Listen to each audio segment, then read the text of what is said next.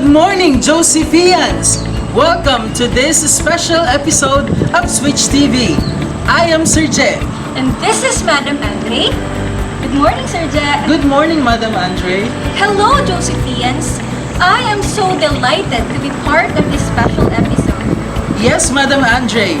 This is a special episode because today we are starting the birthday celebration of our beloved St. Joseph School.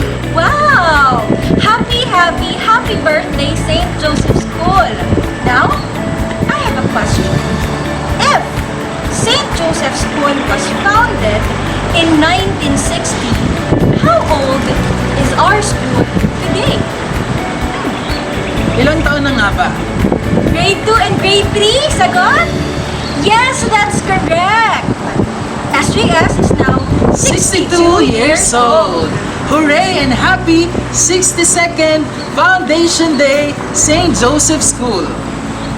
Since we have a special celebration, let us go back to our past and remember the people who gave us St. Joseph School. Let us all reminisce the story that made us who we are now. Let us watch this video.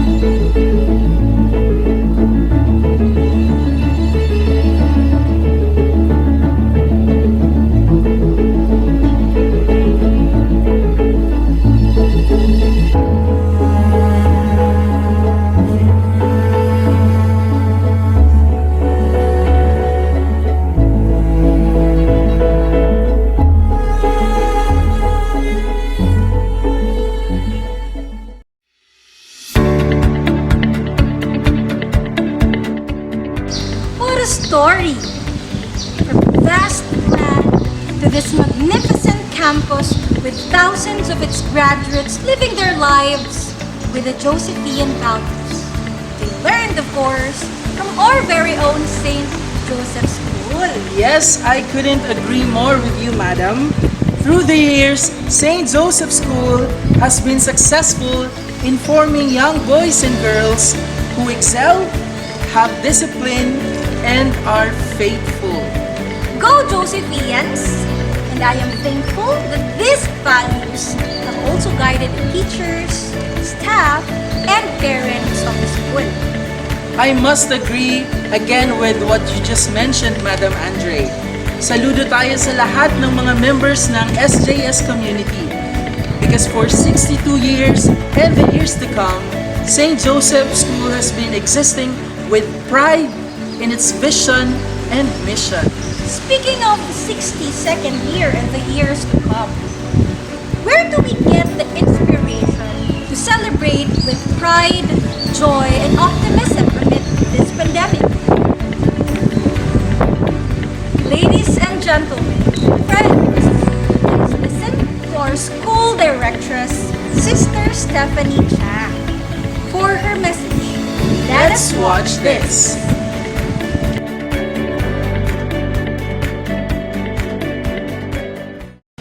My dear SJS community, it was 62 years ago when the founding fathers established St. Joseph School and opened its doors to the first batch of students who responded to the mission of evangelization.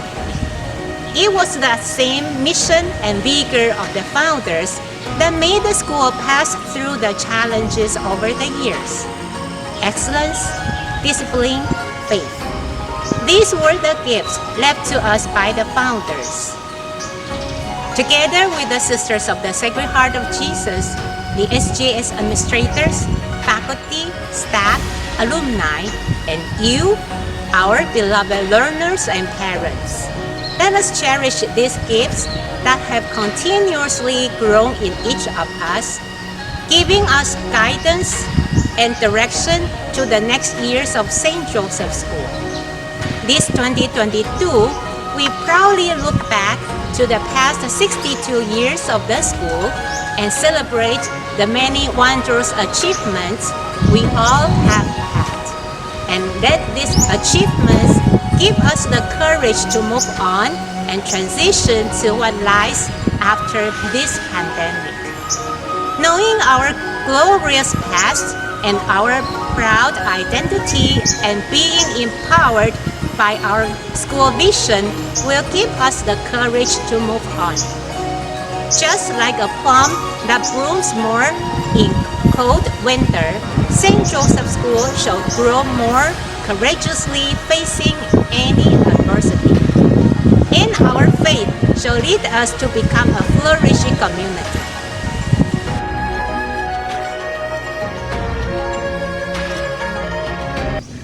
Thank you very much, Sister Stephanie Chang, for inspiring us with that message anchored on this year's theme, SJS at 62, gearing towards a flourishing community with courage and faith. What a beautiful theme to celebrate this year's foundation anniversary. Indeed, madam. It gives us hope to look forward with a joyous heart and positive emotion. That's correct, madam. So, the pandemic has brought us many challenges since 2020. Yet, with faith and hope, we have emerged as more resilient, flexible, creative, and kind. And to move forward, we need courage and faith to face what lies ahead again. Beautifully said, Sir Jet. It's time to flourish with courage and faith. With the guidance of our patron, Saint Joseph, we will emerge victorious again. So our celebration continues.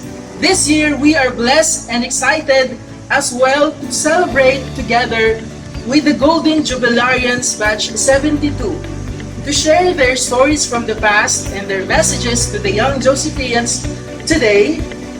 Let us watch this.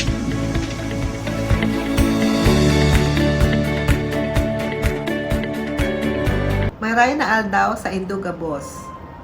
I'm very happy and honored to share my story of how St. Joseph's School influenced my life. I am from batch 1972. We're actually celebrating our 50th or Golden Jubilee year this year and are preparing for the homecoming. It has been such a joy seeing my batchmates from time to time because of the preparation for the homecoming. And also because we are coordinating with the hardworking Silver Jubilarians, we were invited to be part of today's event. Since I had to tell you about our batch, I was surprised to learn that I was part of the first batch of students from St. Joseph's School 62 years ago. Learning about this made this day even more memorable for me. I thank God for giving me the opportunity to be an alumni of St. Joseph's School. 62 years ago, when we were still going to school, St. Joseph's School was the only building in the area. It was surrounded by rice fields everywhere. This is how I remembered our school. I transferred to Manila after third year high school and was rarely back to visit. That's why I was amazed when I visited the school after 25 years. St. Joseph has become a very busy place. It's now surrounded by many establishments. I heard that today there are also malls around it. So going back to my story, when I visited the school some years ago, despite the changes outside the school walls, I could still feel the loving and caring ambience when I entered the school premises. It was just like how it was when we were still back in our old school days. And then, when I saw the Chinese priests, Father Joseph Lee Dakula, Father Joseph Lee Sadit, and Father Stanislaus Chin, all welcoming us with smiles on their faces and calling me by my name. Wow, I had such good memories. And it all felt so wonderful to come back to my second home all those years. I'm very grateful to all our teachers who patiently nurtured and educate us, most especially to all the Chinese missionary priests who patiently taught us how to read, how to write, and how to speak Chinese fluently. They gave us a good foundation, not only academically, but also spiritually. And it is this very foundation that has molded us and held us firm of who we are as a person today. My school days here at St. Joseph is one of my best memories in my life. This is where I met my true friends. Together we experienced how to play table tennis, volleyball, how to dance the Chinese and Filipino folk dances, and how to twirl the baton during fiestas. I owe to this school what I am today. I was able to overcome many challenges in my life. Just a bit of trivia before I end. Most of you may not know, but Bishop Broderick Pabilio, the Auxiliary Bishop of the Archdiocese of Manila, was a student here at St. Joseph's School, and he was our classmate. It would have been even a better experience for me to be physically there to join you today. But the pandemic has limited us to attend live gatherings, especially to us seniors. So, I am joining you virtually. But my heart and spirit are there with you. St. Joseph's School will always have a place in my heart. God bless us all. Happy 62nd Foundation Day. Diyos mabalos. Hi, I am Lorna Yap Wong, Bat 72. What is the impact of St. Joseph School to my life? St. Joseph School in Naga City is where I graduated from high school 50 years ago.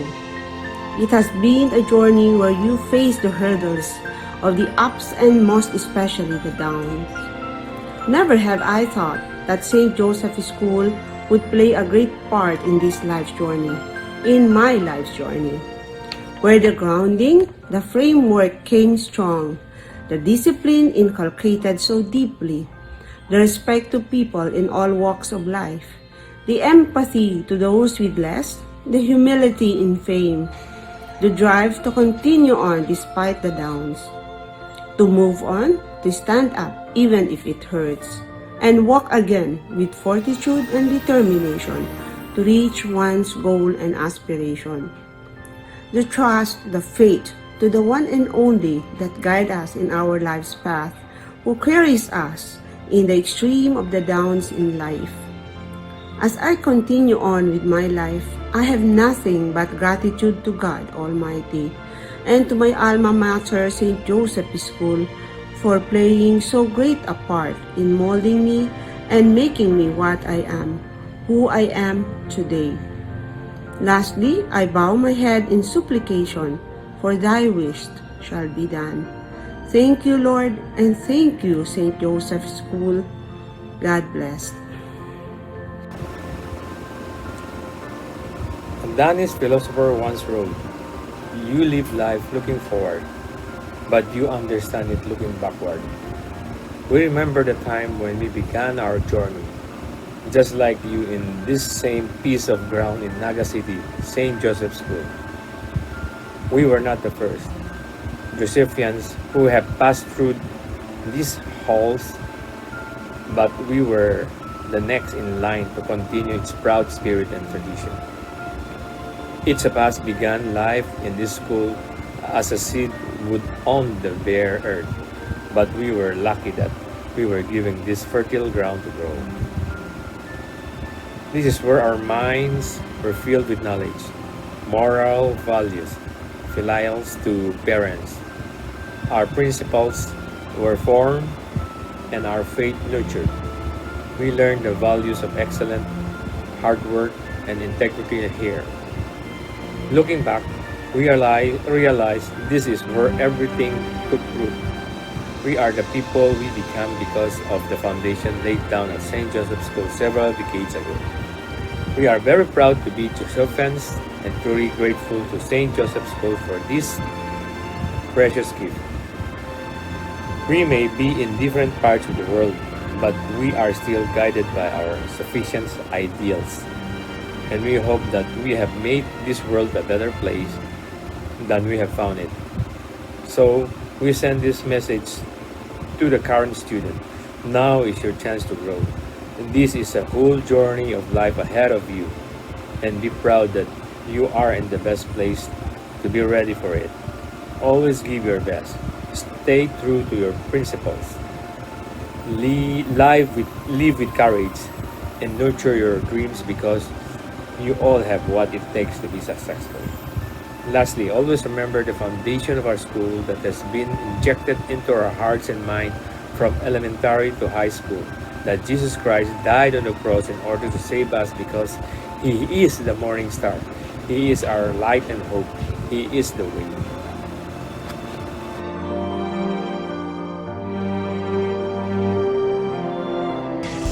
A million thanks to our active and respected members of Class 72. Their stories remind us that we should never forget our past, and that our past makes us appreciate who we are today. Yes, wonderful stories and messages to our Josephians. Hayan mga Josephians, sana ay makatulong ang mga mensahe na ibinigay sa atin ng Batch 72. Tama, mga Josephians. Let's heed their advice. And as they say, be proud, and thankful that you belong to St. Joseph School. Tama ka dyan, madam. And I guess it is time to let the Josephians continue celebrating our 62nd foundation anniversary. I know there are other activities prepared for all of us. Yes, Sir Jet.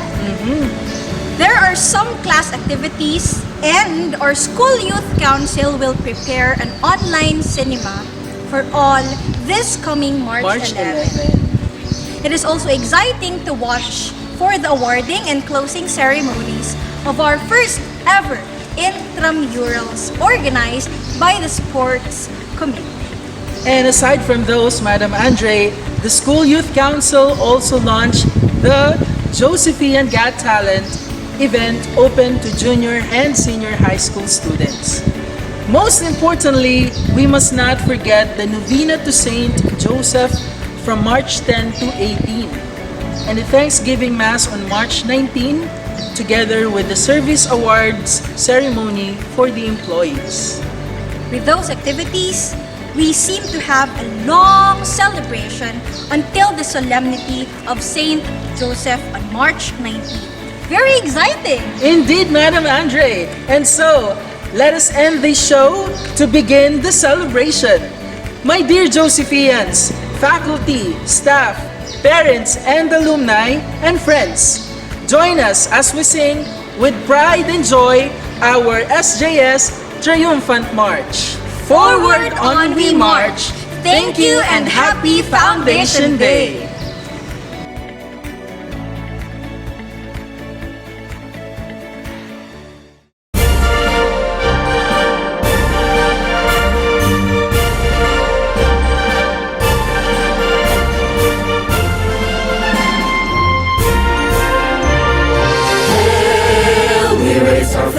In triumph, race towards the sky.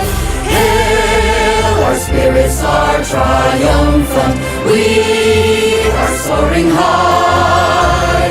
Look, we see a bright tomorrow in St. Joseph's way. For we have a strong foundation in our school today.